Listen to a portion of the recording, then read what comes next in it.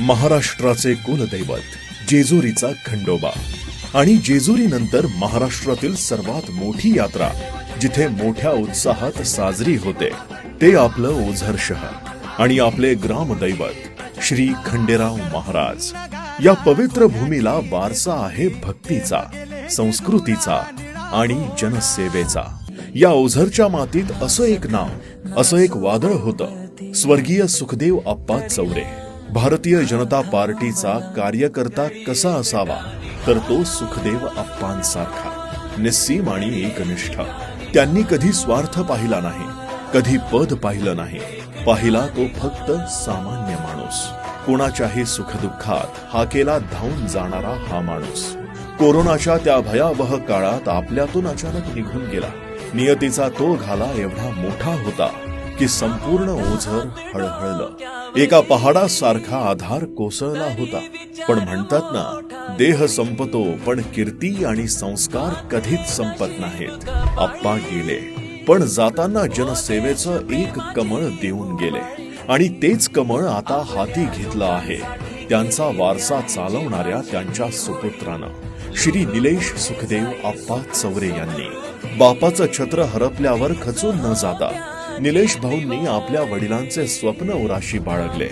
गोरगरिबांचा कैवारी म्हणून आप्पांची जी ओळख होती तीच ओळख, तीच आपुलकी आता निलेश भाऊ देखील निर्माण करताना दिसतायत। निलेश भाऊंच्या कामाची पद्धतच न्यारी। जेव्हा बाणगंगा नदी घाणीनं भरली होते तेव्हा निलेश भाऊंना त्यात फक्त नदी नाही तर आप्पांची कर्मभूमी दिसली आणि त्यांनी ती स्वच्छ करून दाखवली। जेव्हा ओझर येथील प्राथमिक शाळेला संरक्षणाची गरज होती तेव्हा कोणताही विलंब न लावता एका दिवसातच संरक्षण भिंतीची उभारणी करून निलेश भाऊंनी शाळेला सुरक्षित केले। केवळ विकास कामेच नाही तर संस्कृतीही जपली। माऊली प्रतिष्ठानच्या माध्यमातून गेल्या काही वर्षांपासून शेकडो महिला भगिनींसाठी त्यांनी अनेक सांस्कृतिक कार्यक्रमांचे आयोजन करून त्यांना हक्काचे व्यासपीठ मिळवून दिले। पाणी टंचाईच्या काळात आप्पांच्या शिकवणीनुसार निलेश भाऊंनी स्वतः पाण्याचे टँकर घेऊन घराघरात पाणी पोहोचवले। सुखदेव आप्पांचा शब्द म्हणजे प्रमाण असायचा।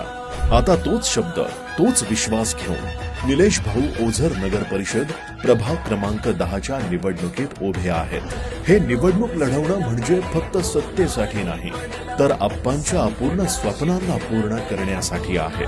निलेश भाऊंचा संकल्प पक्का आहे।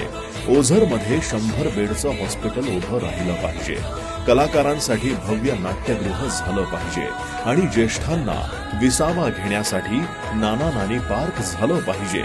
हे स्वप्न आप्पांचं होतं आणि ते पूर्ण करण्याचा वचननामा निलेश भाऊंचा आहे। माझ्या ओझरवासियांनो, तुम्ही सुखदेव आप्पांवर जीवापाड प्रेम केलं। आज त्यांची उणीव भासतीये पण त्यांचा वारसा जिवंत ठेवण्याची जबाबदारी आता आपल्या सगळ्यांची आहे।